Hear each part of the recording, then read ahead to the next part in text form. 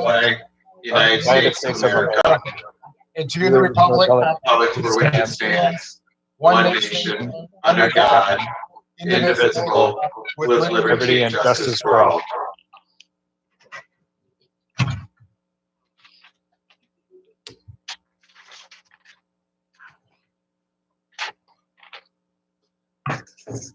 Okay, roll call. Mayor Racy? Here. Mayor Pro Tem Porter? Here. Councilman Miller? Present. Councilman Webster? Present. Councilman Dowd? Here. Councilwoman Skiff? Here. Councilman Wagner? Here. Quorum is present.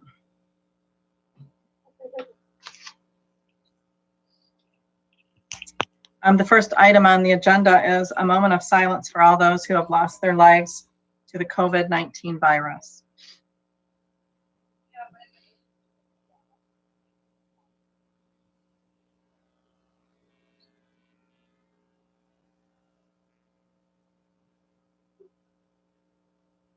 Thank you. We lost another resident today that they announced. It was a 55-year-old African-American woman. So it continues to happen. We had a good weekend. The last 3 days, we had nobody that had passed or actually didn't have any new COVID cases either. So we had one new case today and one person passed.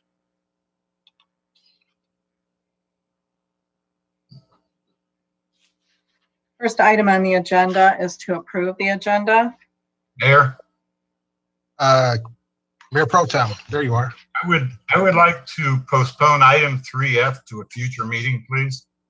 So we get some more information. So I'd like to just postpone it to a future meeting. Okay. And do we have a second for that? I'll second that. Okay. You want to do a roll call on that? Yes. So the motion by Mayor Pro Tem Porter, supported by Councilwoman Skiff, to approve the agenda with the amendment of removing or postponing item 3F to a future meeting. Mayor Pro Tem Porter? Yes. Councilman Miller? Yes. Councilman Webster? Yes. Councilwoman Skiff? Yes. Councilman Wagner? Yes. Councilman Dowd? Yes. Mayor Racy? Yes. Motion carries.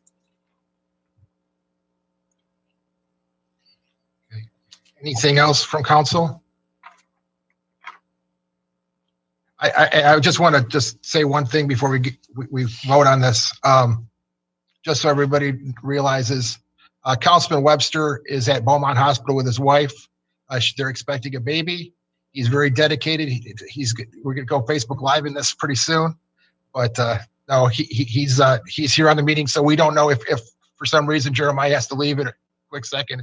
That's why they're at the hospital getting ready to have their son. So thank you for being here tonight, Jeremiah.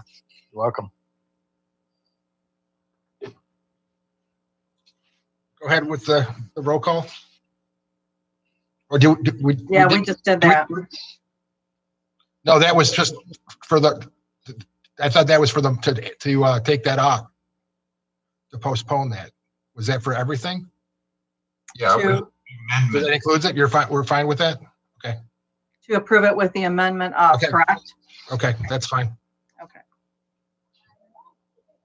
Okay, so item 2 on the agenda is the city council minutes. 2A, regular meeting of April 21st, 2020. Move to approve without exception. Support Webster. Any questions? Roll call? Mayor Pro Tem Porter, Yes. Councilman Miller, Yes.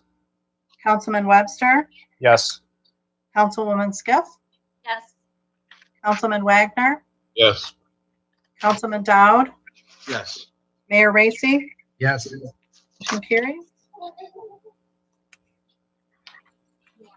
Item number 3 is general items. 3A, approval of changing the start time from 8 p.m. to 7 p.m. for regular city council meetings. Charter amendment approved March 10th, 2020.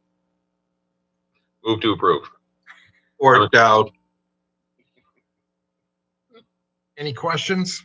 I have just one. Is there a way that we're going to be able to get this a little bit more widespread to the public other than this meeting? Is there something that we can post on our website? And also, I'm not sure. Just because our meetings right now are I think they're being very poorly attended, and I just want to make sure that the word gets out that that they're going to be at 7 from this point on, if it should pass.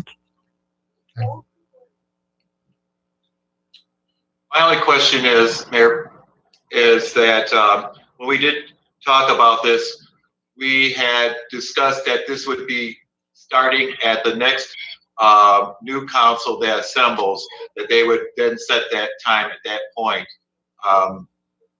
I would just think that we would hold to that understanding. Okay. What was that, Mayor Pro Tem? Yeah, that part of that item was taken out, and it was decided to do it on a meeting by meeting or, several meetings in advance.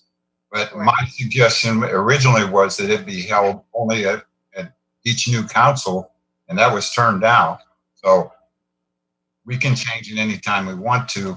We just have to give the proper notifications, and we need to keep it at 7 o'clock, in my opinion, and just leave it ride. But that's my opinion. City Attorney? Thanks. Through the mayor, Tina, did you get I emailed over a sample resolution. Were you able to get that? This item? I did have it. Yes, I do have it. Yeah. Oops. Sorry. Because technically what the council would be doing would be revising section 2.1 of the policies and procedures of the city council meetings and amending it to provide that the regular meetings of the council are to begin at 7 on the first and third Tuesday of each month. So technically by taking an action, you would be revising that provision of the policies and procedures of the city council.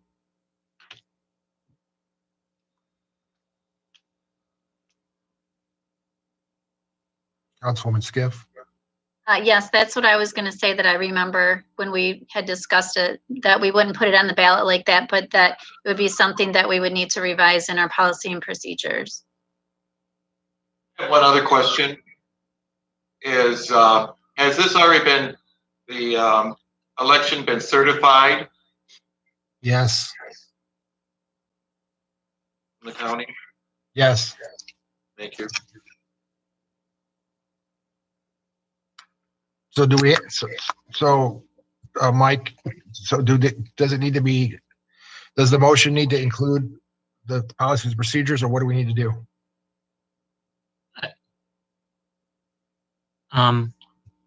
I guess I could read the resolution verbatim. It's only one. What's that? I do have it here. I can read it. Okay. I guess if I could just, Mr. Mayor, if Tina could just read the whereas and then now therefore be it resolved paragraph, so everybody will be clear on what's being voted on.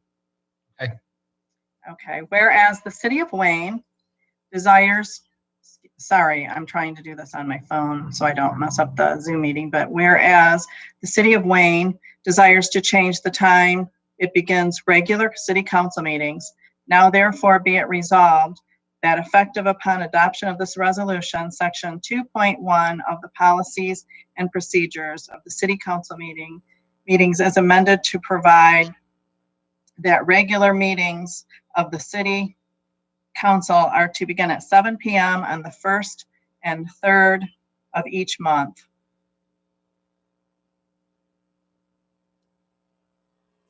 First and third Tuesday. I'm sorry, first and third Tuesday of each month. Barry, The motion maker's fine with that? Yes. I do have a question. It is changing the charter language, okay? No, it's not. To 7 p.m. But then also we regularly or intervally change the rules of procedures. So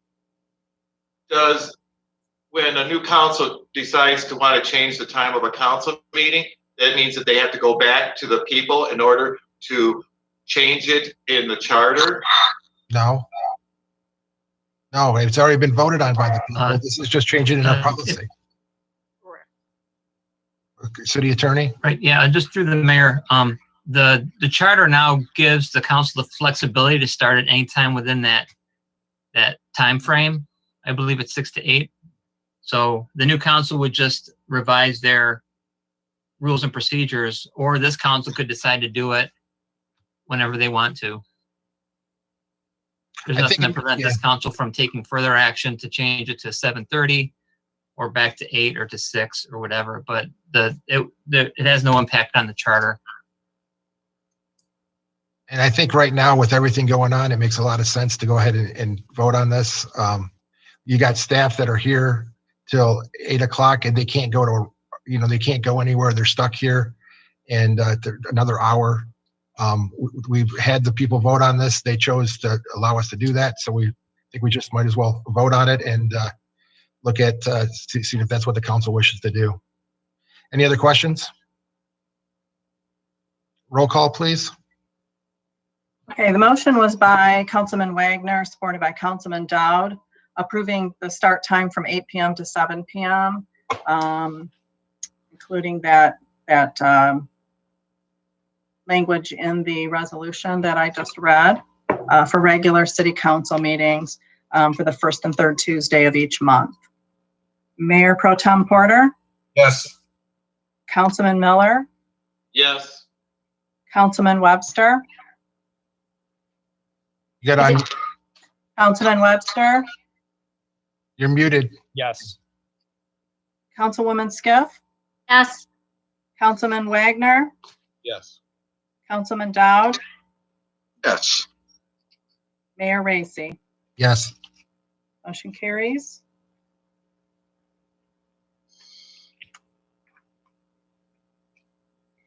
Okay, under general items, 3B, approval of proposed land division omnibus agreement regarding Wayne Westland Schools, Wayne Community Center, and Atwood Park. Motion to approve. Support. Okay. Mike Byton, you want to go ahead? We got to unmute you so you can talk to us. Oops. Good evening, Mayor, members of the council. Can you hear me okay? Yeah, we can hear you. Thank you. You have before you today a land division to separate the community center from Atwood Park. In the process of doing that, we had a property line between the schools and the community center that didn't make a lot of sense, neither for the school nor for us. And so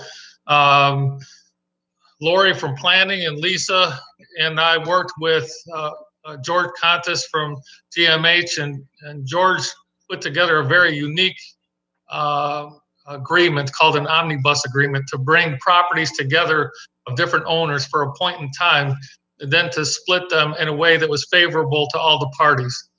George did an excellent job in that. He took that to the council of the school board, and the school board approved the agreement from their side of things. We appreciate their support of this split also. But I just really wanted to say thank you to George, because I think that was an unusual agreement, and he did a great job with that. Any other questions? I do, Mayor. Is there any particular reason why we're doing this at this time? Well, I think it's because we're looking at selling the community center at some point, and it makes a lot of sense. They've been doing the work and getting the lines right. This is something that should have been done long ago. Should have never happened. Shouldn't be a problem at the currently. But as we did the research, that's what they found out, that the lines weren't correct. And Mike and his team have done a great job in identifying that and getting that to us to correct something that should have never happened. Would you agree with that? I appreciate that, Mayor. Is there any current updated activity ongoing on the sale of that property at this time? Not that I'm aware of. City manager?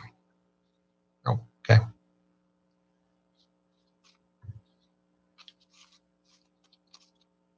Anything else from anybody else?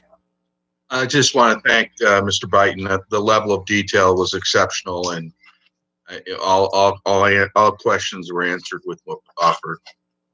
Thank you. Anybody else? City Clerk, do you want to do a roll call, please? Yes. Mayor Pro Tem Porter, Yes. Councilman Miller, Yes. Councilman Webster, Yes. Councilwoman Skiff, Yes. Councilman Wagner, Yes. Councilman Dowd, Yes. Mayor Racy. Yes. Motion carries.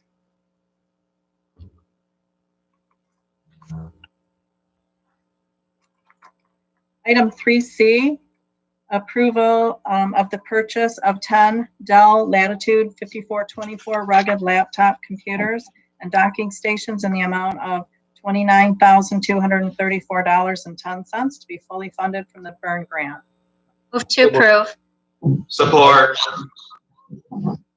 Any questions from council? Yeah, Mayor, if I may. I just want to, looking at the docking stations, just wanted to confirm this is docking stations only in the vehicles, or is this docking station separate from the vehicles and also desktop? Steve Strong? Good afternoon, or good evening, Mayor, members of council. Councilman Dowd, is your question. They're just for patrol vehicles. The docking station gets permanently installed in the vehicle, and the laptops are only removed for repair, updates, that type of thing. And question, if I may, I did not scan for warranty. What do we got going on for warranty? Anybody know? Chief?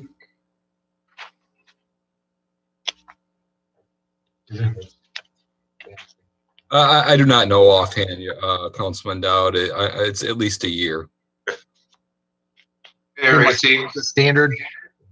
Okay. I have Councilman? a question. Yeah. What is going to happen with the old equipment? Are we be able to get anything from it? We hang on to the old laptops, Councilman Miller.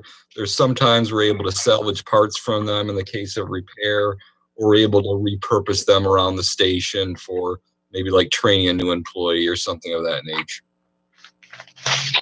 Is there, one follow-up question, is there a life expectancy of this equipment for our department? Yes. Typically these laptops last in the neighborhood of 5 years. That's high end, to be honest. These current ones are on like 4.5 years. Thank you. Anybody else? Roll call, please. Mayor Pro Tem Porter, Yes. Councilman Miller, Yes. Councilman Webster, Yes. Councilwoman Skiff, Yes. Councilman Wagner, Yes. Councilman Dowd, Yes. Mayor Racy. Yes. Motion carries.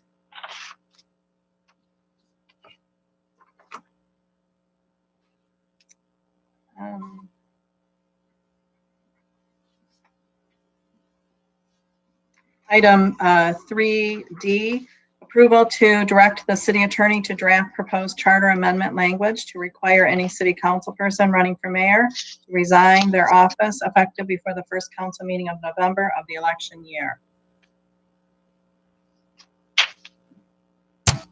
Wish your council? Move to approve. Or Okay. Mayor Pro Tem, can you explain this? Because you're the one that asked to put this on here. yes, I can. So at the last election, we voted for a 4-year term for mayor. And so that unevens the playing field between council people as far as when they can run for mayor and what the penalty for running for mayor.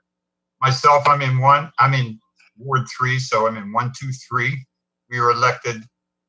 We'll be elected the same time as the mayor. 4, 5, and 6 are on the off year. So in 2022, wards 4, 5, and 6 can run for mayor and have no penalty at all. They can drop right back to their council seats. Whereas 1, 2, and 3 run the same time as the mayor. So we have to resign our position to run for mayor. We cannot run for both. So all I'm trying to do is even the playing field now that we have a 4-year mayor term. I understand there's some problems with it. The number one problem with me, and I thought long and hard about it, is we're going to have to do an appointment, a 2-year appointment, which I absolutely hate. But I don't see any way to even the playing field and not have 4, 5, and wards 4, 5, and 6 have a distinct advantage over 1, 2, and 3. I just don't feel it's fair. So that's the reason I asked for this to be put on the agenda. Okay. So either way, you're going to have you're going to have a selection of a council person. Either way, if it's a council person that runs, if they win or if they lose, you have to get a new person. If you're in 1, 2, or 3, you can't run for 2 positions. You can run for mayor, but you're going to draw from the council. But in 4, 5, and 6, you can run for mayor and still drop back to your council position if you lose. Right. It's off year. It's off 2 years. So what you're saying is you're going to vote for that person's going to give their seat up whether they win or lose. They give it up. The same as 1, 2, and 3 would have to do. Right. Okay. And this wouldn't go into effect until actually, what, 2024? Mm-hmm. 2020. Yeah. 2024. Or because 4, 5, and 6 could then run for mayor and fall back if they wish, if they lose. The 2024 would be the first that this would affect anybody. And as I said, I realize there's problems with it, especially the appointing of people. I just wanted some thoughts on it. If it's voted no, that's fine, whatever. Mayor AC? Yep. I believe to understand the intent of this was trying to minimize the displeasure of the residents regarding appointments, and we've had our share. This just does not do anything of the intent of trying to minimize that reappointment process or appointment process, and this is just not a good way of being able to address that situation.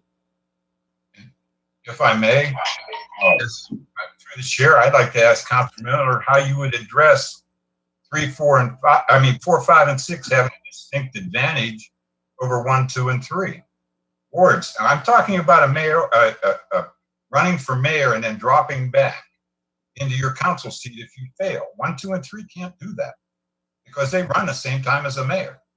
This has absolutely nothing to do with the appointment of anybody. It just opens that up again. And I know I've had a lot of calls and a lot of information given to me about appointments and we shouldn't do this and we shouldn't do that. Someone just talked to me today and said, why in the world don't you go back to just having the second highest vote getter take the seat? I went, I tried that. It didn't work. I just tried that a couple months ago and it failed. So this is up to council. I'm just saying that I feel it is a totally unlevel playing field. 4, 5, and 6 have a distinct advantage. Thank you.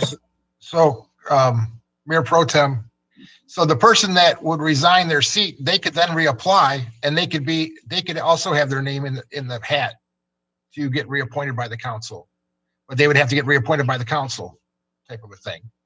Would you see that happening, or are they just totally out? How does that work? I don't know. I never thought that far ahead. All I was trying to do was even it up so that everybody had even. Didn't really give that any thought. Mayor Racy?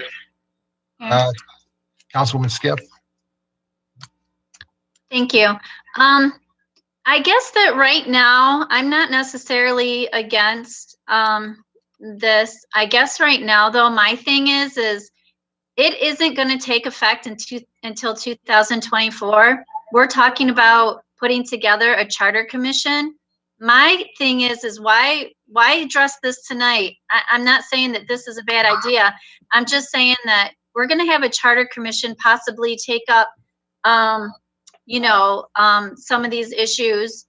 Hopefully, maybe we're looking at 2022. I think that's what we would like to do. I don't know if it's going to happen, but that's what we would like to do. Also, we're also the ward system. We're going to put that on there. It's on the agenda tonight to talk about.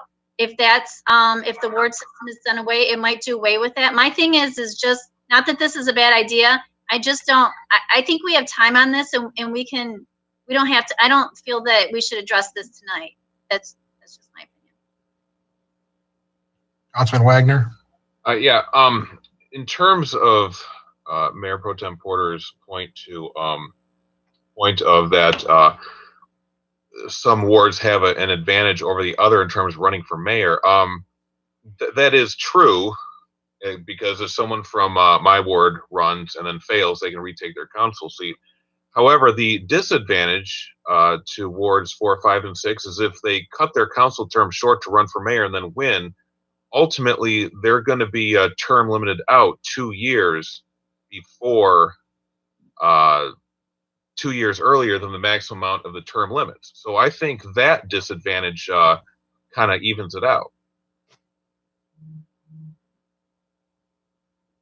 Mayor AC, I agree with what Councilwoman Skiff is saying there, that this should be postponed to in front of a commission relating to these items, the ward system and this one in particular, because the only solution I see at this point, to be fair, is that all our elected officials be elected at the same time. That's where I am at on this. So that's something that needs to be further down the road with a commission to go through all this, because the ward system kind of leaves us in the hangar as well. So I don't want us to get all mixed up in all this tangling of different rules and requirements, and at this time, one may conflict with the other, and I don't know if we want to go there right now. The attorney. Thank you, Mr. Mayor. I just wanted to bring up just as food for thought that what some communities do is they require elected officials to resign prior to running for another office. So I don't know if that would address Mayor Pro Tem Porter, his concern about leveling the playing field. But I just wanted to mention that. So what you're saying is in a roundabout way, other communities do the same thing that's being proposed. Well, they do it differently than what's being up front. Yeah, they do it differently as compared to what's being proposed here. I live in Clawson, so I know the situation here. So I pulled the charter and looked at it, and their rules stipulate that if you're an elected official, you have to resign before you run for another position. So if you're on city council, you want to run for mayor, you have to resign your city council seat before you file and get on the ballot. Similarly, if you're a mayor and you want to run for something else. I think Clawson has the unique provision in there where if anybody on the council or mayor wants to run for state representative, that's allowed, but they can't run for any other elected position without having to resign their office, and that's in their charter. That's a good one. I like that. Councilman Webster. So I want to get some understanding of what our attorney just said. So do they have to resign at the minute that they file, or they resign after the election regardless? No, they have to resign when they file. So I guess I pose a question to Pro Tem Porter. What are we looking to do here? That they resign at the moment that they file, or they resign after the election? That was not the intent of how I wrote it or how I said it. They would resign effective before the first council meeting of November of the election year. So if it was this year's election, which I know it isn't, but they would have to resign right before the first meeting in November, which would be right after the election. They could continue to serve the council until that time. So I went through all the a lot of the laws. I've talked with Tina, I've talked to the attorney. You know, we've got to, there's no way that we can have an election for someone because the petition deadline is the exact same time for everybody. So if you're going to run for mayor, it doesn't matter. You know, nobody can pull a petition to run for your council seat because the turn-in for that council seat would be the same time as the mayor. So we can't do it that way. It has to be an appointment or some process that we want. And I have no problem with as Kelly said, delaying this. It was pointed out that I failed to get items on the August, on the August primary. And so I'm starting early. I'm throwing things at you, and it doesn't matter. This isn't something that's really something that's close to me. It's just something that I felt would help. It's the same way with the award system, just something that I felt would help that we need to resolve once and for all.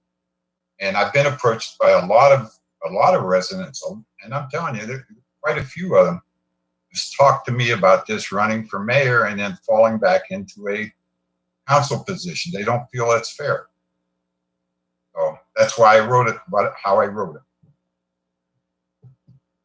So I got a question for the city clerk, Tina.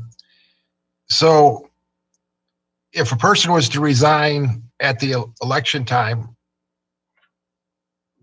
couldn't they get on a ballot for November because they wouldn't have to be on the August ballot? Wouldn't there be time to then pull petitions for the November ballot before the August? Well, there's a primary involved, possible primary involved, so it has to be. So you would still have a possible primary. That's the issue. Yeah. If you get more than double the seat, one more than double the seats Then we have to have a open, then primary. it calls for a primary. Okay.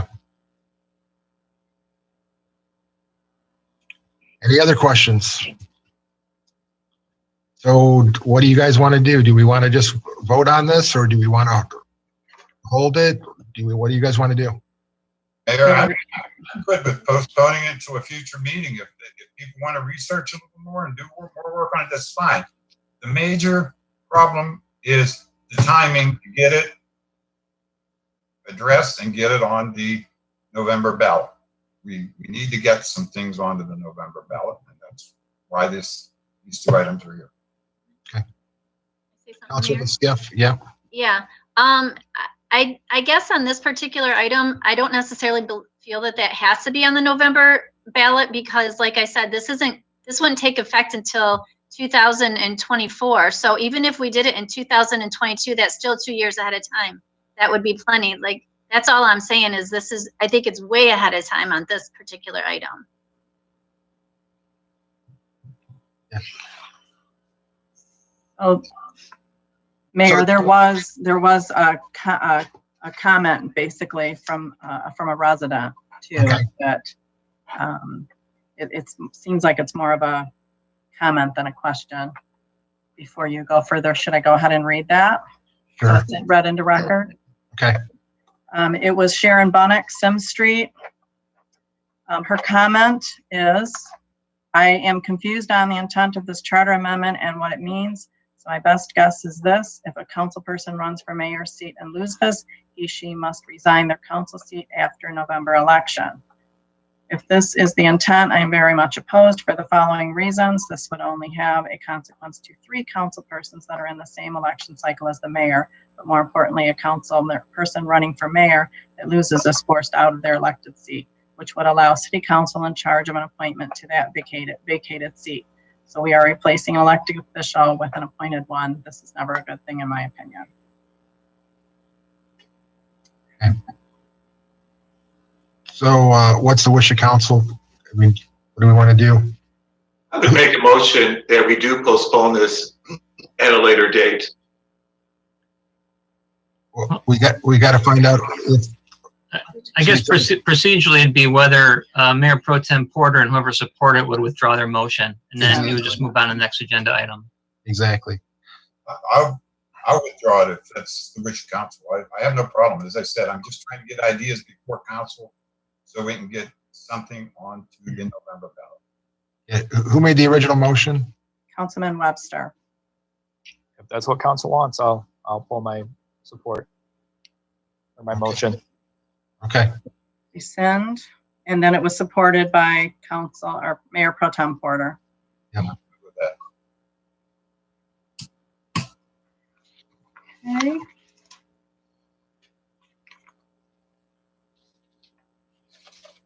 So are we going with an amended motion or are we just moving the agenda? I think procedurally, you just move the agenda. Okay.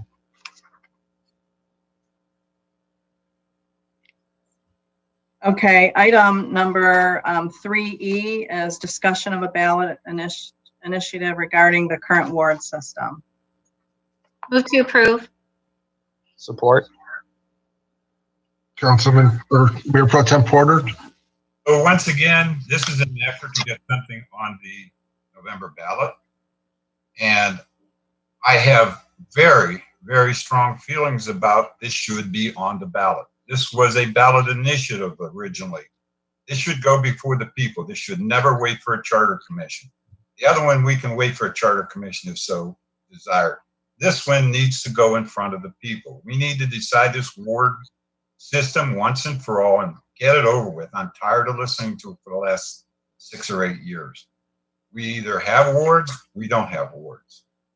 I proposed originally 3 different items, and after speaking with several people, including the city attorney, it was recommended we go with either wards with ward voting, which was the supposed intent of the original ballot initiative, or go back to citywide.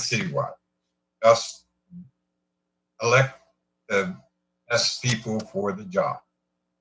So that's my rundown on it. Mayor Racy, question to Mayor Pro Tem Porter. Why did we drop the third one? Is to keep it as it is? To tell you the truth, it's maybe the city attorney can speak more eloquently. That's what I was thinking.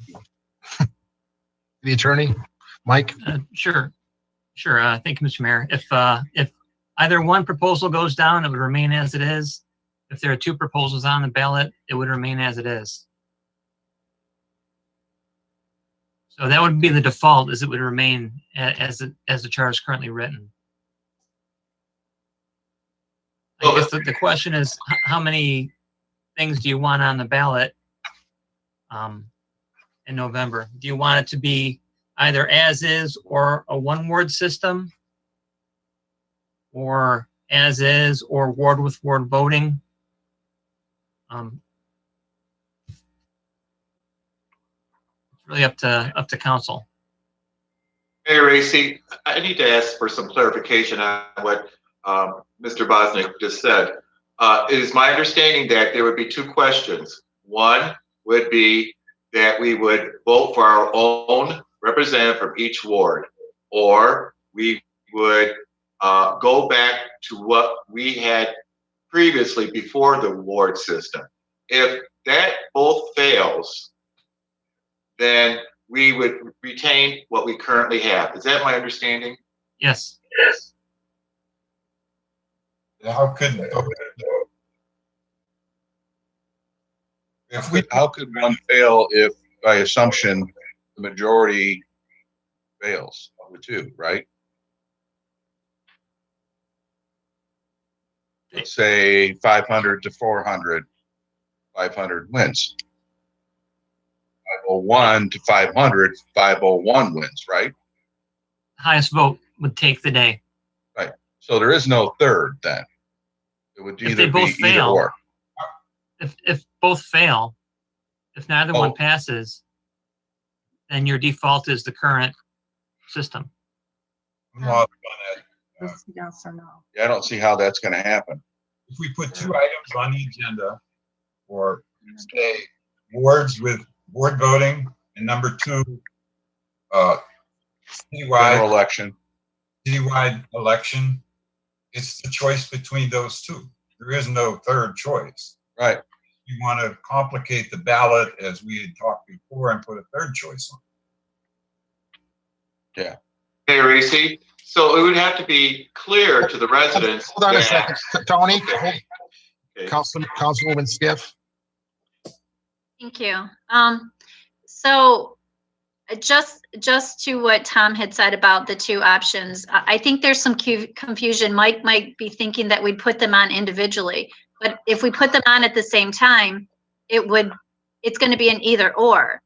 And so I just wanted to say that I do like the proposal that Tom made with the two options, because those seem to be the two prevailing thoughts in the city.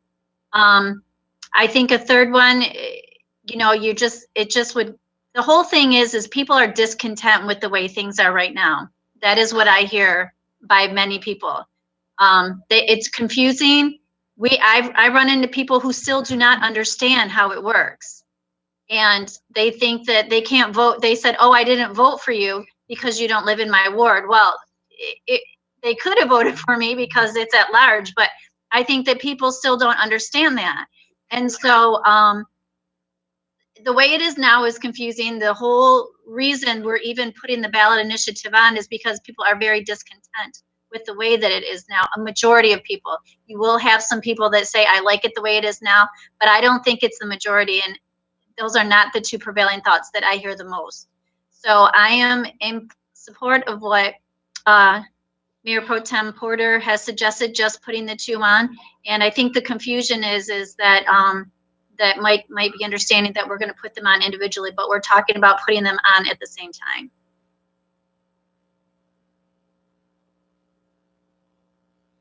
Mayor Pro Tem, or Mayor Racy. Yes, Councilman. First of all, it's very discouraging after right now we're in our second cycle of this ward system, and we still haven't gotten it right. Is that the only thing that is different about what was before is that we're now from all parts, sectors of this community.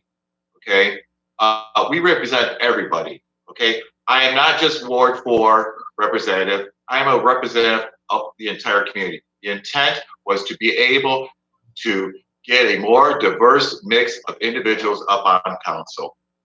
Okay, so that being said, secondarily is if the residents are going to look at this on the ballot and they're going to see two questions. One, do we vote for our own ward person?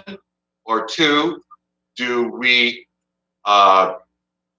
keep it as it is? Or which one is it? Do we keep it as it is, or do we go back to what it was originally? So the default one, the residents would need to understand that you would have to vote for both of them. Know that if you wanted to restore it to what it was previously before the ward system. Is that my understanding?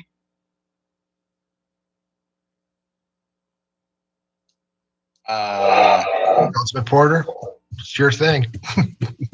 No, we're talking strictly 2 points. We are ignoring what we have now because the feedback that I and several other council people that I've talked to are getting is they don't like wards with at-large citywide voting.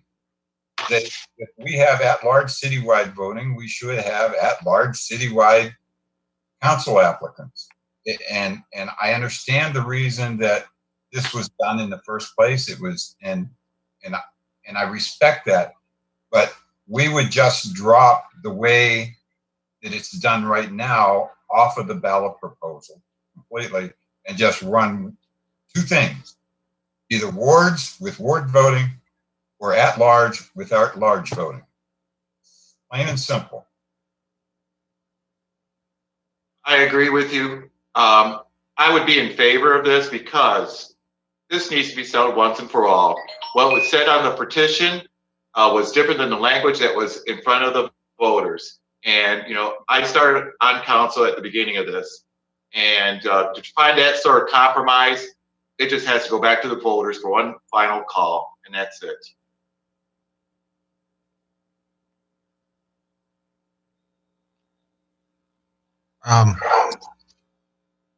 City Attorney. Yes, thank you, Mayor. So then, So I guess my direction would be to come up with some sample ballot language for council's consideration at the next meeting that would have two proposals, one to go to an at-large citywide one ward system for the entire city, and the other proposal would be to refine the current system and make it wards with ward voting. Is that my understanding? I just want to make sure I produce documents that are expected of me. I agree. Yeah, you're voting within your ward for your council person, only within your ward and not other wards. Right, so the concept would be that there'd be two ballot proposals on in November, and then if they both fail, then the current system defaults and you've got wards with at-large voting. And if they both pass, the one with the highest vote total would prevail. Once again, Mayor, I don't understand why you're saying if they both fail. We're going to give them two options. Vote this one or this one. The only way they could fail would be a tie vote. I don't think you can do that. You don't think we can do what? You have to list them. I think it'd have to be two different ballot proposals.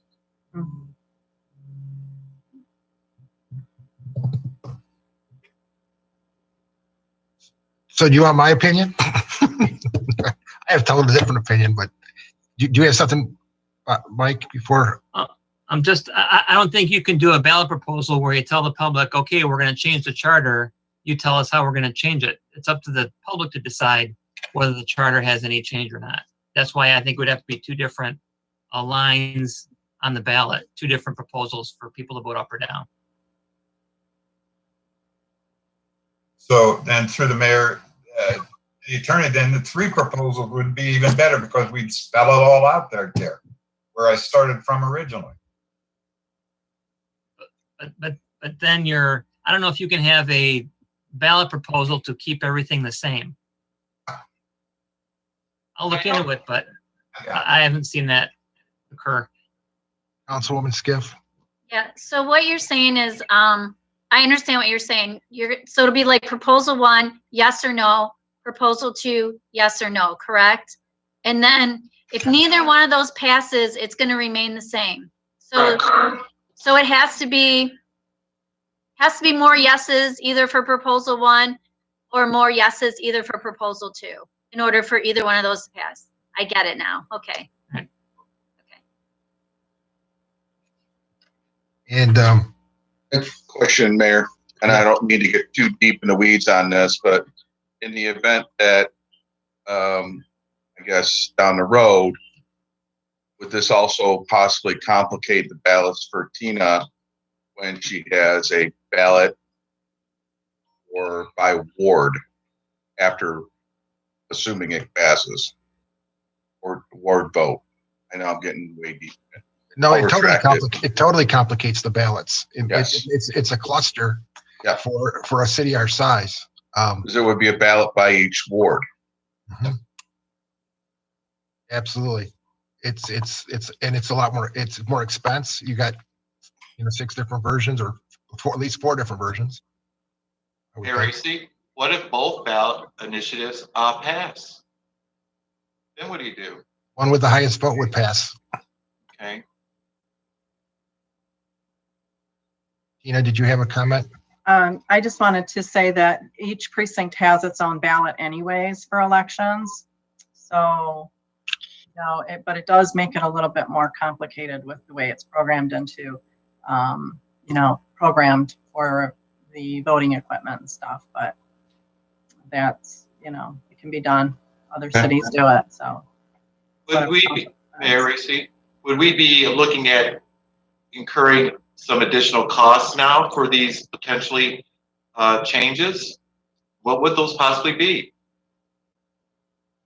I know it costs us some money to establish the ward system. Yeah, we don't know at the moment. For myself, in my opinion, I totally look at this differently. I think we should be voting yes, we want the wards, or no, we don't want the wards, and leave it at that for the first vote. because we have 4 years, so there's going to be another election in between there. Then the next one, I would think we should then put a committee together to then explore how the wards are put together and to come up with the best proposal. When this was done, it was never really looked at properly, in my opinion. It was the information was, we were told that we had certain criteria we had to follow within the charter, and there was no actual nothing was written down on how it was supposed to be implemented. So it kind of got implemented by a committee, and maybe it's not really been, nobody's really looked at this. Is this the best thing for the city? When I talk to residents and people outside of our city, they can't believe a city our size has wards, that it's really, it just doesn't make any sense for a city our size, for how many people, when you talk about 2,000 people and 100 people could make the difference in changing an election, or a council seat, where then another council person seat could be 500 people because there's more people that vote in that area. But that's just one piece of it. I just think we should be looking at yes or no on the wards, because the feedback I get from people is they want to get rid of them and give them that opinion. And if for some reason the people say, no, we want to keep wards, then I think we need to have a committee that really looks at it and says, well, maybe we should have 3 wards and 3 at large. Or, I mean, look at what are the options. What's the best thing for this city to have the representation to make it work, and have a decent vote count of people to pick a council person. Right now, you get one chance every 6 years, or no, every 8 years to be a council person. Before you had the opportunity, you had 6 chances for people. So we're losing out on candidates that way, just because somebody lives across the street or lives in close proximity. We're weakening our community for the size we are, which I think is unfortunate. I don't think that it was thought through that way. Nobody really looked at it, other than there was no implementation plan. I really think we should be looking at, if we're going to have wards, this really should be studied somewhat, and trying to figure out what is the best thing to make sure that the community is doing the right thing for the community, and that we're getting the best quality candidates that we can. We've got lucky so far, but it's not been easy. I mean, we've had people that have, so far with this ward system, it's been unopposed to one person. Before, if you had 6 people that run, the first 3 people won, those other 3 people lost, and it was an equal playing field, and everybody, it brought the city together. This feels like it divides the city more than it brings us together right now, and it's almost it's unfortunate. And then you're trying to just, one person. We may have, who knows? You may have 3 council seats that nobody runs against somebody, or it'll be. You just don't know. I mean, I think the other way is stronger for the community, but I think it really needs to be looked at by everybody. Racy, I do respect your opinion on that, but we got to remember that 68% of the voters approved this change. Okay, this was a citizen initiative. If the ones that do not agree with this current system, they need to do the same thing as this citizen did as well. 68% is overwhelming. Okay, they wanted change. For us to go ahead and circumvent their will, I think it's just absolutely wrong. Okay, to go that far back and start all over again and hope that maybe someone could, this thing has been meddled with enough. No, wait a second. I feel it has been meddled enough. Wait a second. This was implemented by the council, and was approved by the council. This is not meddled or nothing. This was the way that it came out, and it was voted on, and that's the way it was. Period. And there's nothing been done wrong. This has been the way that it was structured. So to say it was meddled, I totally disagree with it. I think that people did the best they could do with the situation that they had. And since then, people have seen that this is not I get that feedback. People didn't understand what they were voting for. I have people that tell me that they voted for it and regret voting for it all the time because they don't see it as what they didn't really understand what they were voting for. I disagree. I get that all the time. Mr. Mayor? And Yes. There may have been 68%, but I bet at least 30% of those people didn't understand it when they voted for it. I'm sorry. It's still not understood after all of these years. Exactly. And so why would we even, and I feel it's our burden to carry. We need to make this right. We need to either have wards with ward voting or go back to the old way. However it's done, but let's stop with the in-between actions. We're not making a decision. The only thing we're making a decision is, should it go on a November ballot? If it should go on a November ballot, our city attorney will work up some different ideas of how it, the verbiage on it, and we can approve or disapprove. We can not put it on at the last time. I just think we need to do this. We need to get it over and done with. I have people from both sides beating on me all the time.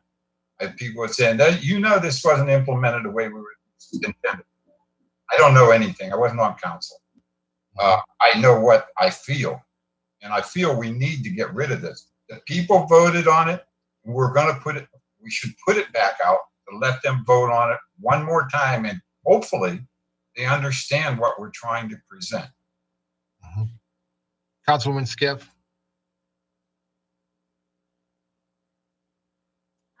I can let Councilman Dowd go first. He's been raising his hand. I've already spoken. And after that, if I could go, I'd appreciate it. Okay.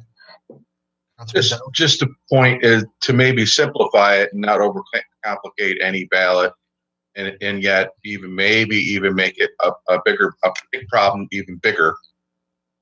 Would it be simple to say on this, let's say the first round is yes or no?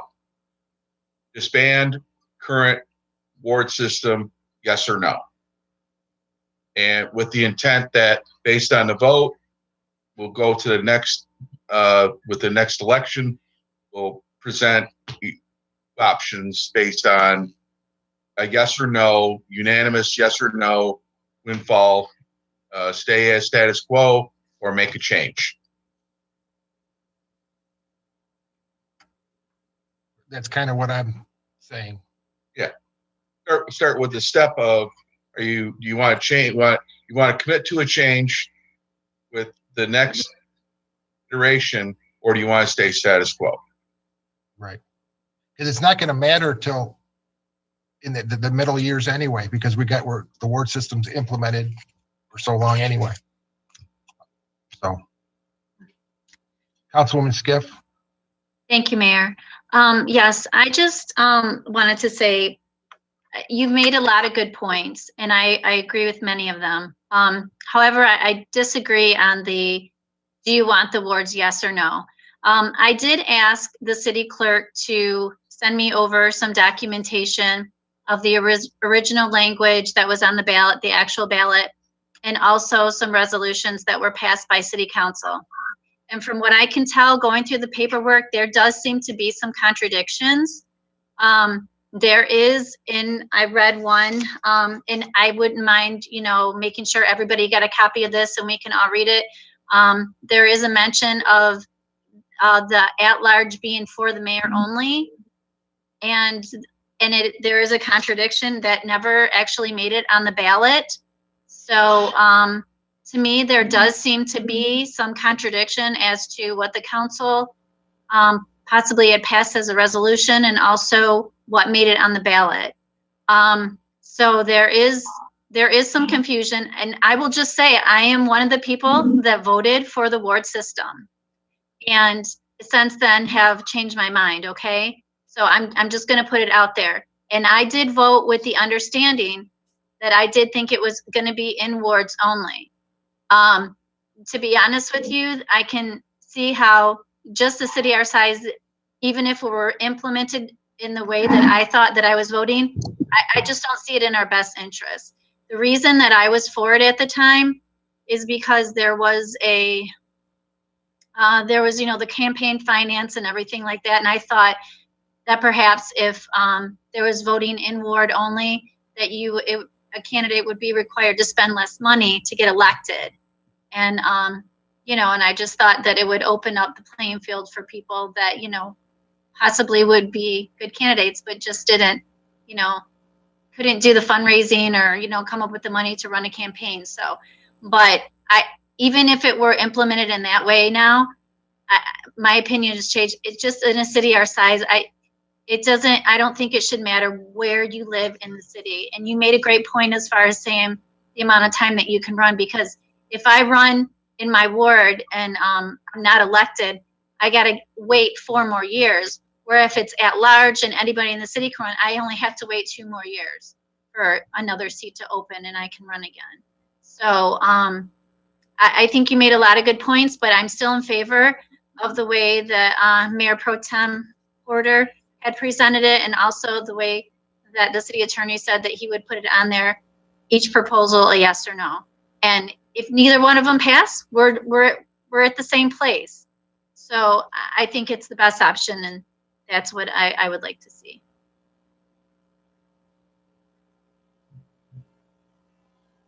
RAC, I don't oppose putting this on the ballot. The real divisive question was, should the voting occur within the ward itself or at large?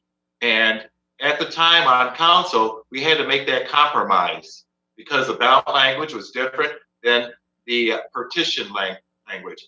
And that certainly needs to be on there and resolved once and for all. And thirdly, if neither of are what the residents want, then we can go back to the old system. But foremost, the biggest divisiveness about this, regardless if we changed your mind about the ward system or not, was we were supposed to elect our own ward representative. Okay. So that's where I'm at on this. I think it needs to include all 3 of those options.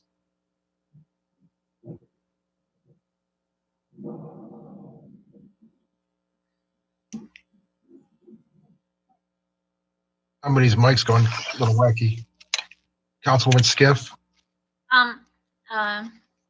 To Councilman Miller. Councilman Miller, if we put it on with just the 2 proposals, the one where it's in ward only and then at large, and also, the candidates at large, you technically still do have the 3rd option on there, because if neither one of them pass, it's just going to go back to the way it is now. So technically, it is kind of still out there. It is still an option without it actually being on the ballot. And it's like the attorney said, you're not really, why would you put something on the ballot to keep the charter the way it is? I agree with you, Councilwoman Skiff, but my understanding is that if it would be a choice of those 2 ballot initiatives, it's either one or the other. Whichever has the highest votes is what gets implemented. Yeah, that's what I thought at first, but he explained it. So what it is each proposal will be on there, and the proposal will say yes or no. And then there'll be a second proposal on there, and that will also say yes or no. So if each proposal gets more no's than yeses, we're going to stay the way we are. If one of them gets more yeses than the other gets no, then that's what's going to be adopted.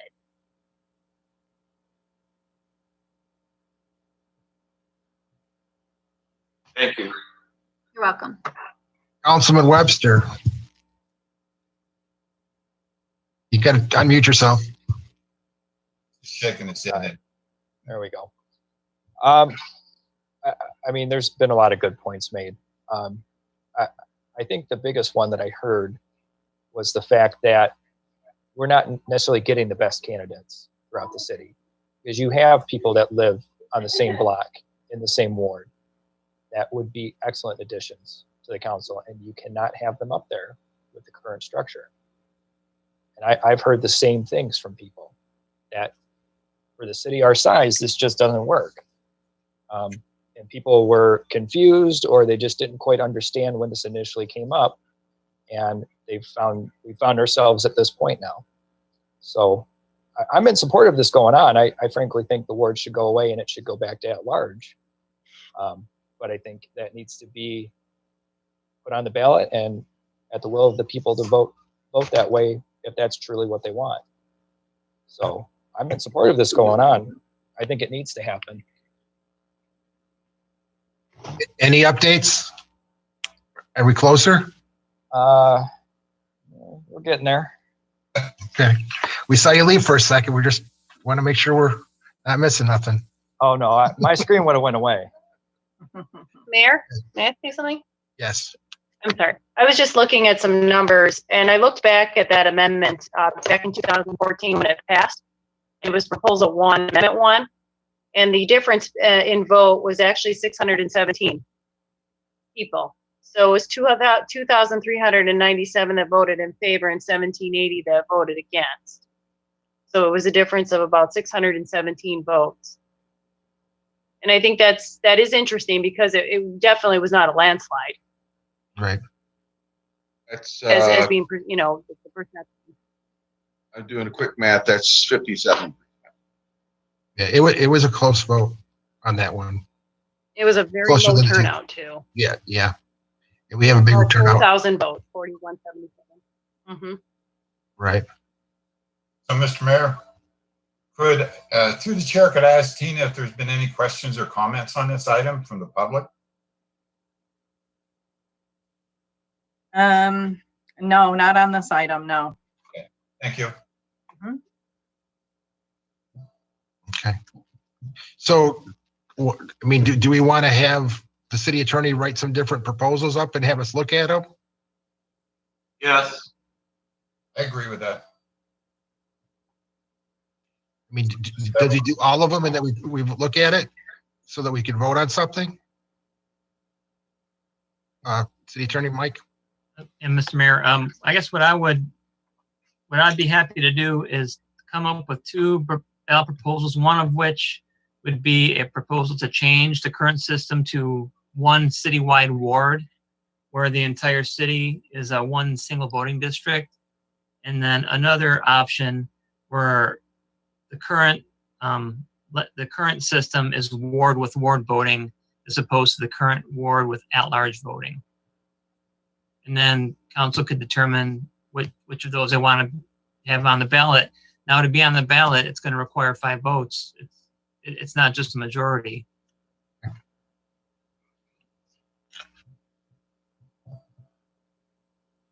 So I'm happy to do that and put something together for you guys to consider.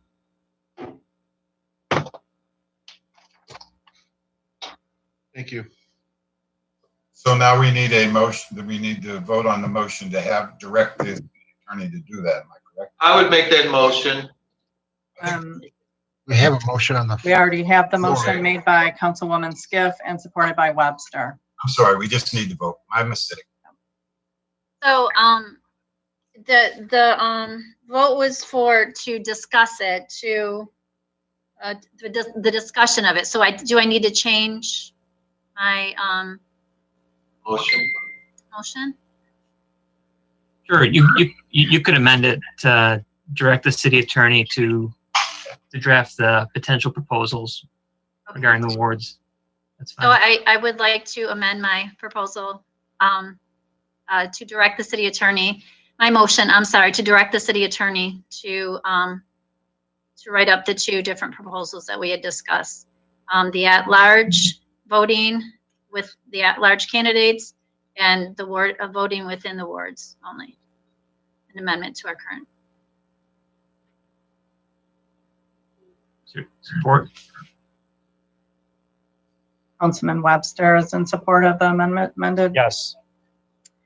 Okay, so the motion is amended to direct the city attorney to write up 2 proposals.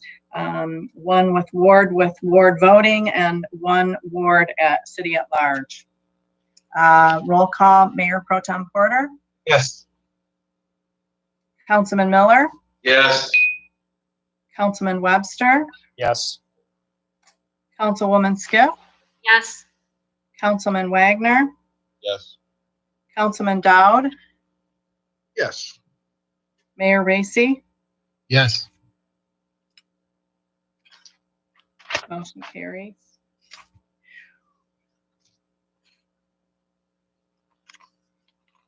It was a long one. Should be, yeah, we should do study sessions for that in the future. I agree. But I understand the situation.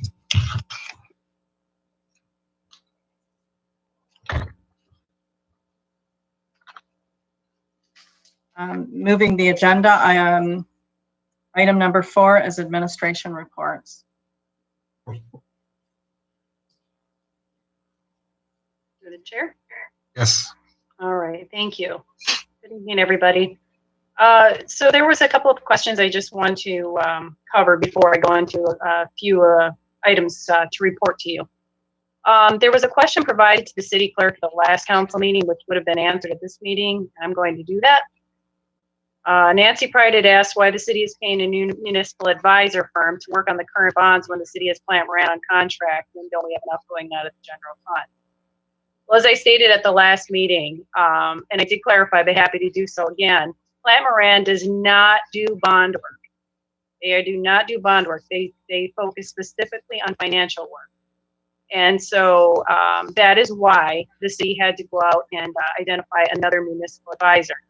And just to be clear, no money comes out of the general fund from the municipal advisor. They get paid with proceeds from bonds at time of issuance. So I just wanted to clarify that.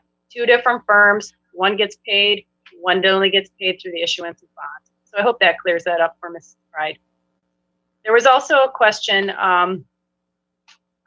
that was provided to the city clerk at the last meeting, which would have been answered at this meeting as well, which I shall do. And Mayor, right after I'm done, if you could unmute Lori Gowan, the Community Development Director, she can answer this question. Kathy Rockwell asked about the status of Kiwanis and J.C. Park. So if you could unmute Lori, she's 2611, she can respond. Thank you. Through the mayor to the city council, good evening. The contract with Mr. Schaefer was due to expire, and he had asked for an additional extension until July of this year. The property disposition committee spoke and determined that we did not want to extend the contract with Mr. Schaefer, so therefore the contract will be terminated with Mr. Schaefer. And what we will be doing is we will be determining whether or not we are going to place both parks, one park, back on the market after we work through this pandemic. But at this point, the city still has control of both parks, and we are maintaining both parks. And I could take any questions, Mayor. Do you have any questions? Did we have a second party interested prior to engaging with Mr. Schaefer? Any parties interested? Through the mayor, Yeah. there is one potential developer that had expressed interest. So we had planned on approaching him if that's the will of the property disposition committee after our contract is terminated with Mr. Schaefer.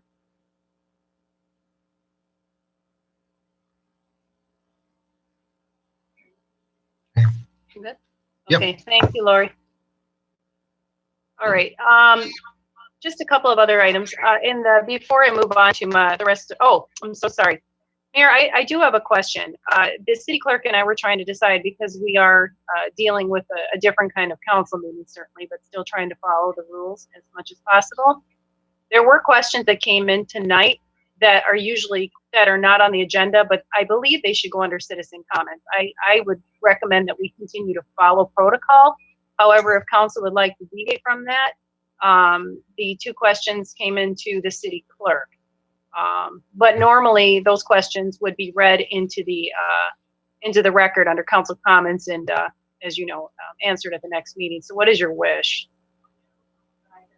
Probably should just go under the, the clerk, if that makes sense. If you think that that's what that. I think we should follow protocol. So she can put them into, I think the clerk can read them into record under comments from the public, just to stay on track with how we normally do. Yeah, if that's what they fit, that makes sense. And certainly if the individual wants to call the clerk, he or she can get the answers in the meantime. Okay, so I'll just let those go. The city clerk, we're going to just have you read those questions into the record under comments, and then they'll be answered at the next meeting. Okay. All right. Did you, before I move on, Tina, did you have any updates on the election that you want to give under administration reports? Not to put you on the spot, but no, I don't have an election moment. Right okay, now. No election moment. Nope. All right. And the city attorney, do you have anything under administration reports before I move on? No. Okay. Thank you. Okay, I'll try to move through these fairly quickly. Before I go ahead, Chief Strong did want me to answer Councilman Dowd's question earlier about warranty, or I don't remember if it's Councilman Dowd. I think it was a mixture of that and Councilman Miller. There is a 3-year warranty on the computers, and there's a 5-year warranty on tech support. So the chief did identify that, and he wanted me to clarify that, and I hope that answers your questions. Feel free to contact the chief if you have any more questions about that. Patronicity is slowed down, obviously, because of the pandemic, but right now we do have $15,404, which is being matched by the Patronicity campaign through the Michigan Economic Development Corporation. So we actually have $28,808 at this point. There are 15 days left to raise funds under Patronicity. They give us an extension because of the pandemic. So, maybe we'll see a few more dollars, but certainly understand everybody's has very tight wallets right now as we're all going through this. But I want to thank everyone who has donated to date. It's been awesome. So just you've probably seen this on Facebook, but I submitted the first round of FEMA reimbursement funding, and we did pretty good between, all of it. It took me about 27 hours myself total to get everything submitted. It's not an easy grant. It's very detailed, page after page of, just to give you a little synopsis. If you have a vendor, you have to break it out by vendor. You have to break every single item out on each receipt. You have to specify quantity. You have to specify cost of unit. You have to specify total cost. You have to specify when you ordered. You have to specify when you used it. So I had to fill out about 30 of those forms, and it was fine. I mean, I'm more than happy to do that, but it is a ton of work. The only thing that's a little bit concerning, I was talking to the mayor, and I'm going to bring this up with a few of our congressional members, is I did participate on an 1.5-hour FEMA call today. And what's disappointing about this is that right now, and I finally figured it out, it wasn't quite being said, but when I was on the call today with other municipalities, it was stated that FEMA is only going to reimburse 75%. And what I found is that when I did submit kind of the preliminary numbers, it came back with a suggested number that was about 75% less than what we had asked for. I'm sorry, 25%.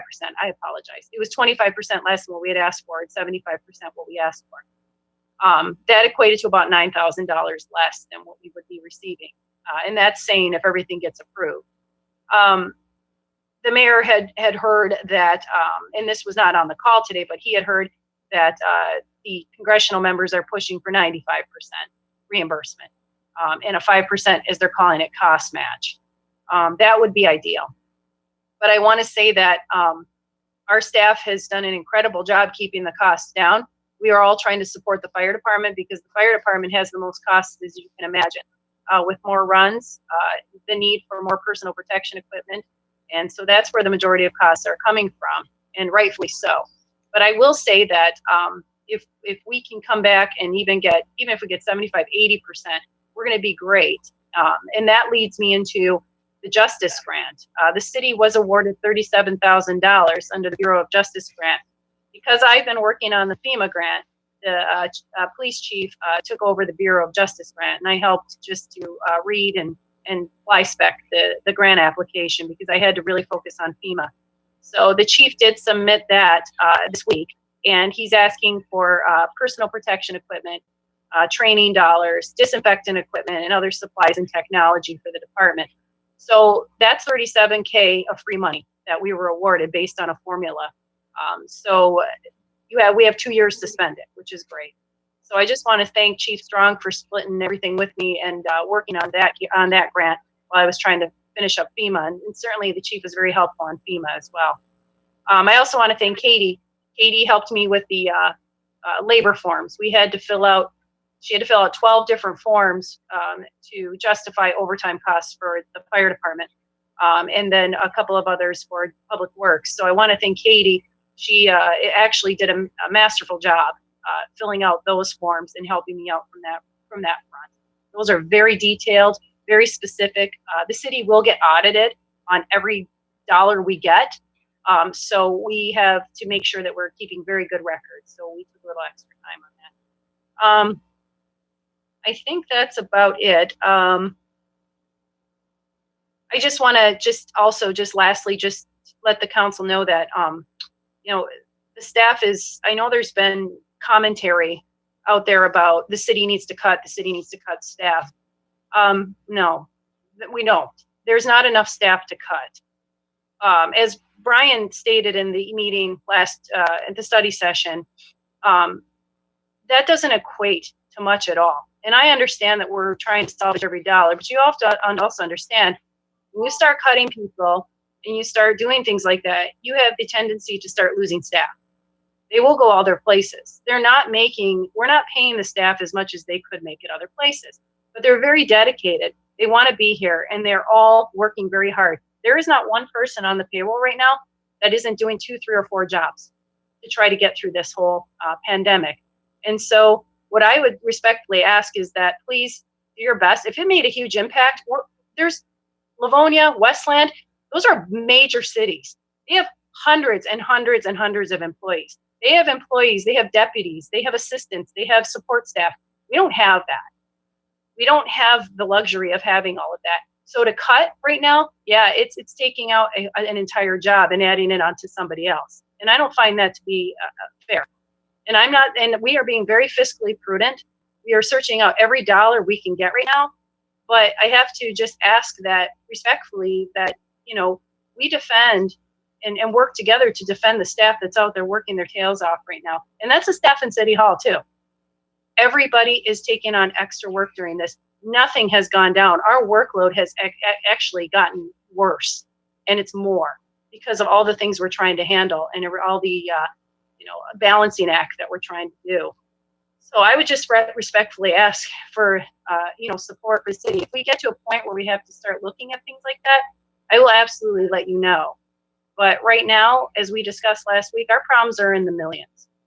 They're not in the hundreds or the thousands. They're in the millions. And cutting a part-time person that actually does payroll or somebody that's keeping our payments processed, it's not going to make that big of a difference. And so I just want to thank the entire staff. I want to thank our first responders. As you know, 8 of our firefighters are now COVID positive. That's devastating. That was hard news to take. And we're just taking things day by day.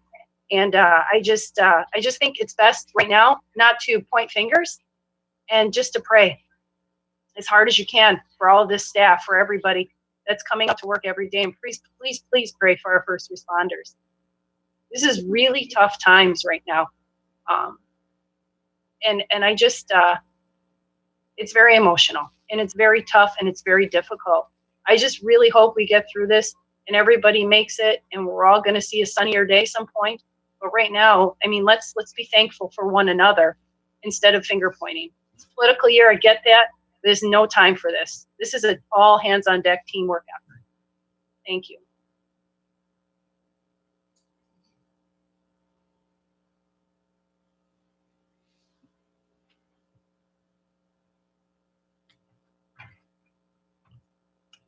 That'll conclude my report, Mr. Mayor.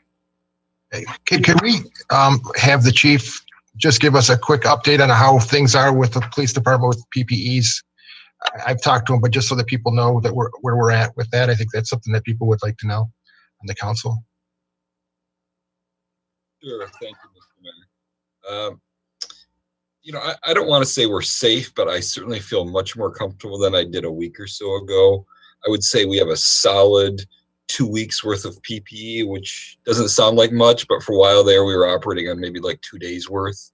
We're still actively pursuing ways to get additional PPE. As the city manager mentioned, we got that DOJ grant coming. The problem is the supply chains are still extremely dried up. But again, solid 2 weeks worth, so definitely can make you sleep easier at night. I know I can. Okay. We lost Councilman Wagner, so we're trying to get him back. So I got Jeff working on that.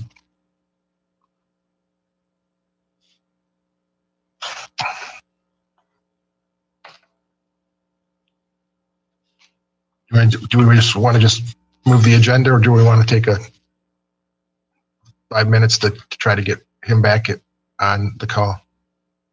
So wish the council. Let's give 5 minutes here to be able to give some opportunity to correct the problem.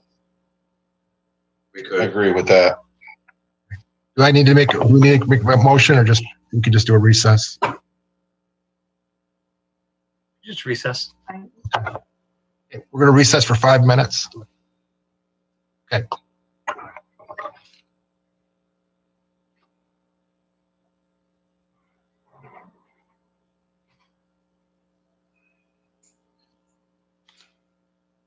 Jeremiah, Oh, that's scary.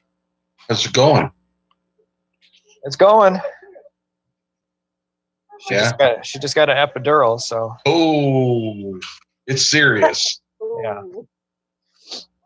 Just so you guys know, we're still live on the air. Hey, we're just talking, family stuff. We're No just specifics. Just having a casual conversation, Mayor. How's it going for you? Well, my daughter's gonna make me a grandpa again. I seen you had a virtual baby Very shower. specific date. I think it's correct me if I'm wrong, is it the 18th or 20th? Something like that. Of this month? Yeah. Congratulations. Yeah. So, a girl. She has a girl now, right? She has a girl now. Her Peyton's going to be 9. So it should be a lot July. of Yeah. And my 2 kids were born 2 years apart, 1 month apart, June and July. So okay.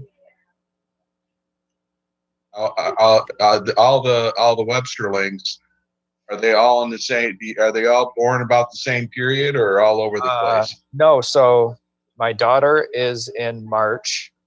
I am in April. This one will be May. My son is in August. Hang on a second. You're in April on the best day of the month. That's right. On the same day too. That's better than 4/24, really. Yeah. So we have March, April, May, August, and then my wife's birthday is New Year's Eve. Interesting. Yeah. So I find that, like in my family, my brother and my sister, my oldest brother and sister, were born 1 year, 2 days apart. And then which is November 2nd and November 4th, 2 and a 4, right? My brother was born on February 2nd, which is Groundhog's Day, a 2. And I was born 4/24, which is 2s and 4. Lots of 2s and 4s in our family. well, you want to hear something funny? So my wife's brother, his birthday is also April 24th. Really? Yes. Is he your favorite uncle? Well, he's my favorite brother-in-law. Yeah, well, there you go. Yeah, and we're the same age and everything, so we were born the same day, just a couple hours apart. Yeah. I think you and I were born in a different decade. Just a little bit. My mother and father made it easy for me. Both were born on November 19th, and they got married on November 19th. So That's the way to do it. That's the way to do it. Absolutely. A couple years difference in their birth, but didn't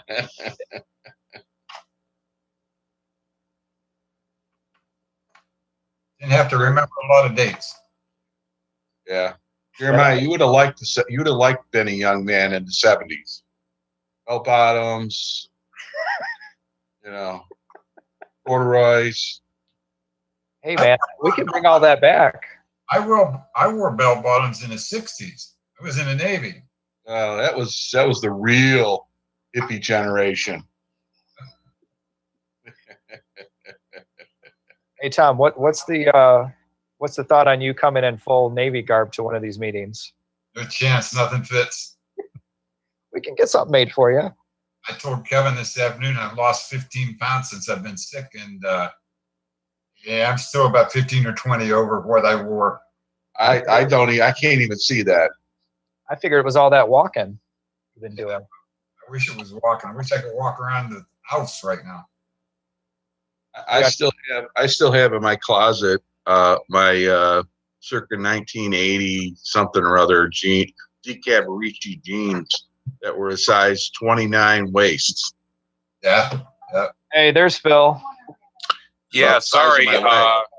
My computer just turned off, and I don't know what's wrong. Now it's not turning back on, so I might have just lost a computer. Uh-oh. Blue screen of death? No, like turned off, and then it turned back on, and then it wouldn't do anything.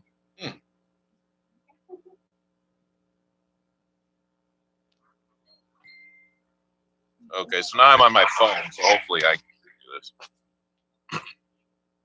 Yeah, you and Lisa have the same screen. The little rectangle. Now I can only see you guys one at a time. Is there a way I can do a tile view on my phone? Turn it sideways.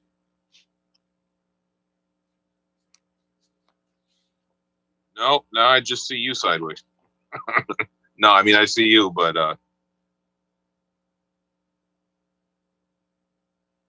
see me right now? yeah. Participants. All right, who are we missing? Yeah. There she is. Hey. Sorry.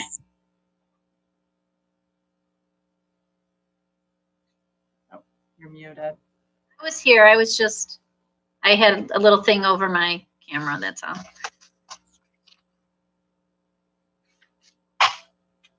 I'm going to call the meeting back to order and move the agenda. Public comments for matters not on the agenda pursuant to Michigan Open Meetings Act on the enacted procedures and rules of City Council. Now is the time for public comment. Any questions will not be answered this evening, but the appropriate person will make their best effort to respond by the next council meeting or as soon as possible, provided you state or leave your contact information with the city clerk. Please limit your comments to 3 minutes. I did have some comments emailed to me. Would you like for me to go ahead and read those, or? Sure, go ahead. These were from Sharon Bonnick of Sim Street. She has a few questions for City Clerk. Has our election of March 10th, 2020 been certified by Wayne County Board of Canvassers? If so, may I have the date? And do we have a slate of candidates for mayor and council seats for our next November election? If so, may we have that information? If this is not available at this time, please explain. Okay. These are the only comments that I am aware of. Okay. I will go to the, see if we can figure this out.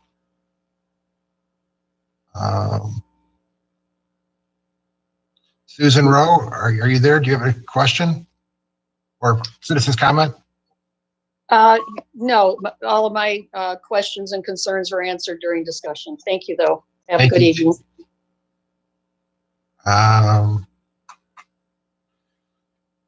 Carolyn, do you have any questions for citizens' comments?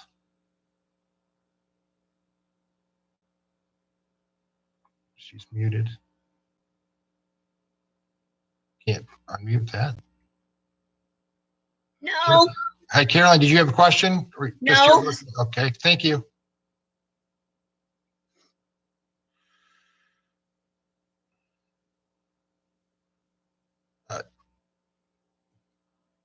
Jody, did you have anything tonight? Yes, thank you. I just wanted to give a brief update on the library. As you've probably seen from the one of the recent executive orders, I believe it's 2020-69, restrictions on places of public accommodation. The library will be closed to the public through May 28th, at least, unless anything changes in the interim. And I did want to share some good news. The library has started subscribing to Hoopla. So Wayne Public Library patrons who have Wayne Public Library cards now have access to Hoopla. They can download the Hoopla digital app or go to hoopladigital.com on the computer. And that offers access to ebooks, audiobooks, comics, full music albums, TV shows, and movies. And the cool thing about it is there's never any waiting or hold lists. Everything is always available. So it's a really nice online resource, and we're very excited to be able to provide that to the people in Wayne. And that's it. Hey, Jody, do people need to have a PIN number to do that, or are they just able to use their card number? They'll need to enter their PIN number. It's usually the last 4 digits of their phone number. If that doesn't work, try 1234. If that doesn't work, try 1111. And if none of those work, email me. I just figured that some people may not realize what that is because you don't use it all the time. So Yeah, okay. Thank you for mentioning it. I appreciate that. Yep, no problem. Thank you.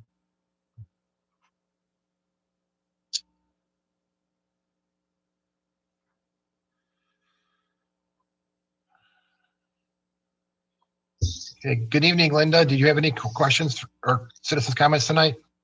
I'm just wondering if the council has had any more discussion about any court merger. Okay, we can get back on that for you.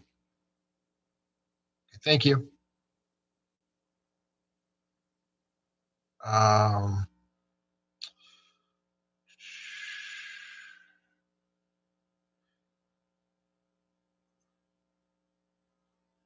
Do I have to try to Mike? I'm not sure who that is.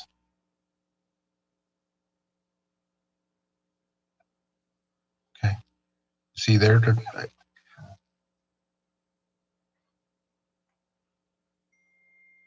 Mike.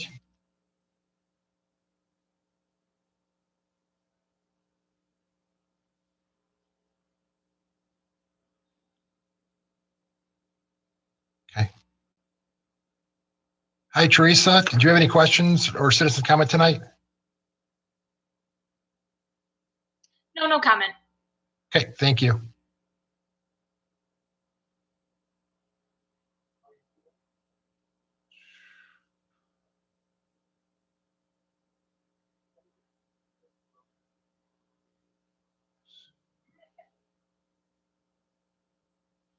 She's fine.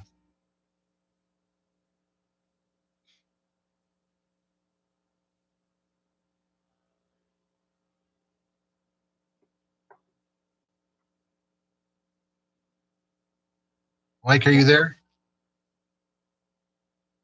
Mike? Okay.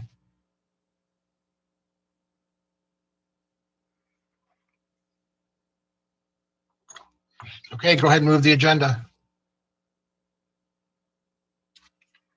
Comments from members of City Council. Okay, Councilman Miller. Thank you, Mayor Racy. I just want to reiterate that none of us want to go back to where we started before this after this virus started. And I would just ask that everybody continue to protect themselves, the distancing. We're all still adjusting to the changes that are occurring and getting accustomed to the new way of life and protecting ourselves. I also want to remind everyone about the census. Please make sure that you do fill it out and send it in. I also want to thank everyone who is getting accustomed to the meetings and are continuing to participate. And I also want to thank the city manager. A lot of hard work going through all this red tape to get reimbursed from FEMA on all these expenses that we have incurred because of this virus. And lastly, I want to wish Councilman Webster congratulations. We all pray for a safe delivery of your new son. And I know you're all excited, and it's good to see that Beaumont Hospital is open and ready for serve the community as it has in the past. And thanks to the council and also to our representatives in the state and Congress and our senator.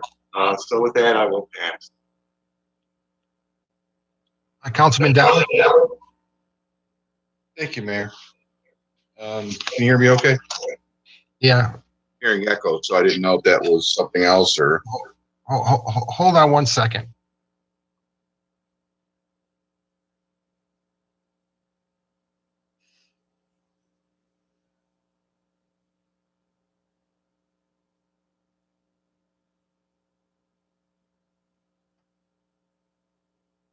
Sorry about that. Go ahead. You pointing at me? Yeah, you're good. We were just trying to see if we could figure out why it was getting feedback. Okay. First of all, to the Webster family, prayers and congratulations. I'm sure all will be great, and we welcome your new addition to the family.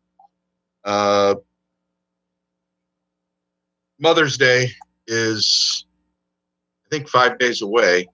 So I wanted to wish all the mothers and grandmothers and everybody that is a mother, happy Mother's Day. Also, I wanted to point out, and maybe for consideration for this month, May is Mental Health Awareness Month. Certainly people are enduring being confined and adding stresses in ways that nobody can really understand unless it's in your own self-interest or concerns or problems. But I wanted to highlight that it is Mental Health Awareness Month for May. Also, prayers to everybody that we have lost in the city. It's very unfortunate that it continues, even if it is any one person is too many. And also, lastly, I just wanted to send prayers and thoughts to our recovering firefighters and their families. This kind of burden and stress is, I know because I have friends that are going through what it takes to be confined and still have the stress of maybe possibly affecting their family members or going through a continuation of this. So it is something that is confounding, and it's going to be something we're not going to forget for a long, long time. And with that, I'll pass. Okay. Councilman Wagner. Thanks. Just congratulations to the Webster family, and Jeremiah, be sure to count your new son on the census. Thank you. Councilman Skiff. Thank you. I just wanted to start out by saying happy Cinco de Mayo to everybody. I know it's something that we're probably not thinking about, but today is Cinco de Mayo. So just wanted to say happy Cinco de Mayo. I also wanted to join Lisa in thanking Chief Strong and also Katie for their hard work, and also you as well, Lisa. I know those forms sound very tedious to me. I wouldn't want to be doing them. So thank you so much for your dedication and your love for our city and all the work that you do for us. Thank you. I also too wanted to say congratulations to Councilman Webster and his family. I'm very excited that you got to have the baby where you wanted to have them, and on the first day of its opening. How exciting. I'm just so excited in so many ways for you and your family. I'm looking forward to meeting little Jameson, and yes, please do as Councilman Wagner said, don't forget to count him on the census. And yes, I just wanted to also just remember to please keep our firefighters in your prayers, and also our city. As it was stated earlier, 8 of them are currently diagnosed with the COVID-19 virus, and that puts us at a shortage. So, you know, I know that the firefighters that are continue to work, they're working long hours and overtime, and you know, it's a stress on them and their families. So if you could please just remember to keep them and their families in your prayers, and also our city, that that will be safe, and our numbers that will not continue to go up as far as deaths. Thank you. Councilman Webster. Well, first of all, I want to thank everyone for their well wishes. He's not quite here yet, but he's certainly on the way. So we'll be expecting him either late tonight or early morning. You know, me and my wife were particularly crestfallen when the hospital closed, because both of our children were born here. I was born here. My sister was born here. Lots of friends and family were born here. And this is really where we wanted to have him. And when I got a call the other day that the hospital is going to be reopening possibly this week, you know, I felt very hopeful. And I think a lot of other people felt hopeful, because there's not another hospital like this that is very close by. And this was a big impact on our first responders. I mean, the run times were increasing dramatically, and it was really tough, especially on our firefighters, who at some points are only having 4-man crews, and they're having to run all over the place to do everything that they can. And when there's a hospital right here that is at their fingertips that they couldn't utilize. So I know that they're excited. And I know with everything going on with them that, you know, this is just going to take a bit of that burden off them. So I think that's the thing I'm happiest about. Obviously, we're happy that we can have them here. The hospital is open, even though it doesn't necessarily look like it when you pull up. There's not a lot of vehicles here, but the staff is here. They're excited. And actually, I had a message directly from one of the doctors here that he wanted me to deliver tonight, which was thank you. Thank you for the support that the administration, the mayor, the council, the citizens showed to them. Because they said without us, this would not have happened. And actually, my wife's OB said it best to me this evening. He introduced me to one of the residents, and he said, "You see this gentleman right here? Without you guys supporting us, doing what you had to do, he was going to have to go somewhere else. He was going to have to start his journey over again." And there were so many people here that felt a level of uncertainty, and they were so scared. And just to know that people were supporting them, they wanted me to relay thank you, because this was not going to happen otherwise if we didn't stand up and do something. So there's a lot of very grateful people here, very happy to be back, and they're looking forward to serving the community. So I wanted to make sure that I relayed that, because that was, he was genuinely grateful that this hospital is open. He said it's one of his favorite hospitals to go to. So he was very happy that everything moved so swiftly, and they're back open, and they're looking forward to taking care of everyone. So with that, I'll pass. That's awesome. Mayor Pro Tem.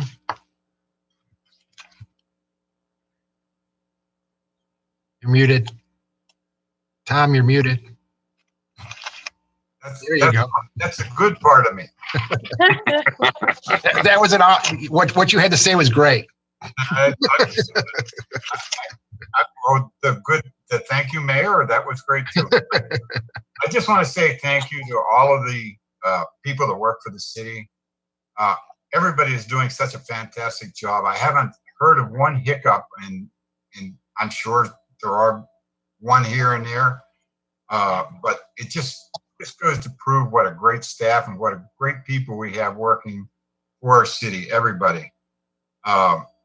Congratulations, Councilman Webster. You have a new little council person there to on things. Our prayers to you and your wife tonight and the new baby, for sure. I want to say our prayers are to our firefighters that are recovering from COVID and those that are filling in and working double shifts and everything to try and keep everything going.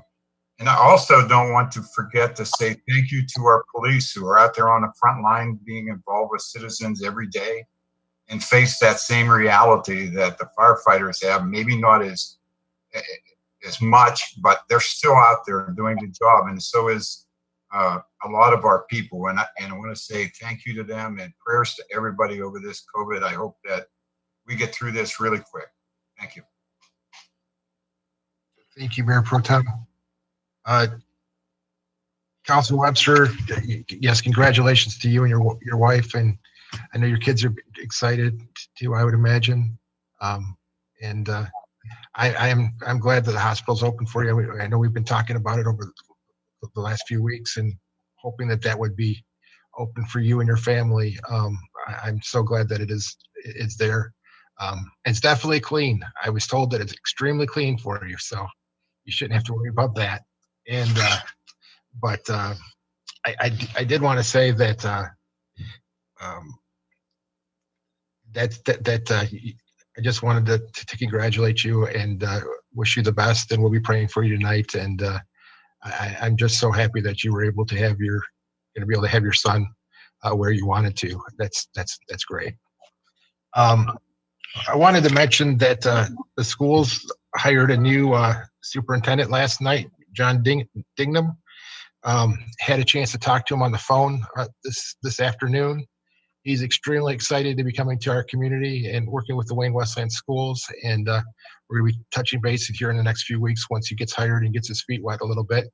But extremely excited to move our school system forward, and looking forward to him helping move that forward, because we need to have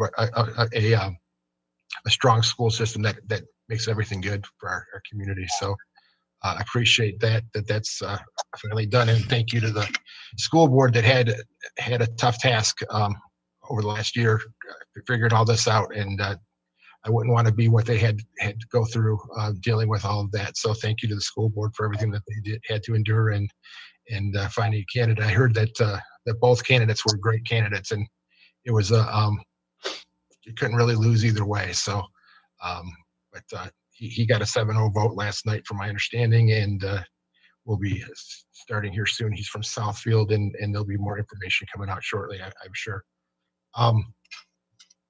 And I too want to just ask people to pray for our first responders. This is just a real tough situation out there, and that we're all thinking about you guys, and please continue to pray for them. It's very, this stuff's real, and they're living it. Please pray for their families. It's affecting their families. It affects a lot of people, and it's not an easy thing. And the guys that are behind having to make everything happen in their absence.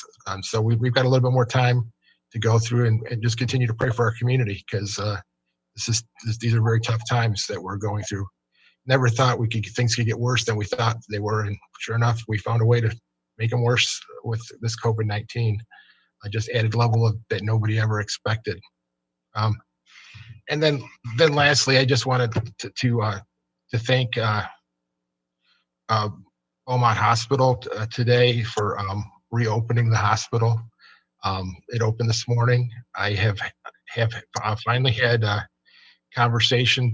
My first conversation, had some text messages back and forth with Carolyn Wilson, who's the COO of Beaumont, and they're very much wanting to try to get things moving along and trying to create a positive image again for our community, and working alongside with us. I want to thank Jordan Selleck, who's the executive director of the Conference of Western Wayne, and the mayors, the supervisors, the 18 communities of the Conference of Western Wayne for coming together and supporting the resolution for the hospital. I also want to publicly thank the city council for supporting that. Those resolutions do matter, as you see what we see today, that we have an open hospital. I also wanted to thank our Congress members, our state representatives, and senators, and our county executive and commissioners, and they all played a part in making this happen. This wasn't just one person. This was everybody coming together for a common cause and wanting to make sure that we had healthcare in our community. But last but not least, I don't want to forget the hospital employees who were impacted and chose to stand up and bring some attention to this. They deserve our thanks and appreciation and our dedication for wanting to be here and serving our community. I'm so happy that you guys are coming back. It's going to be it's a stage process. Hopefully, it'll probably take about a little over 2 weeks to get things fully functioning, but it's a very positive thing, and it's going to be tough for the first few weeks as you're trying to piece things back together.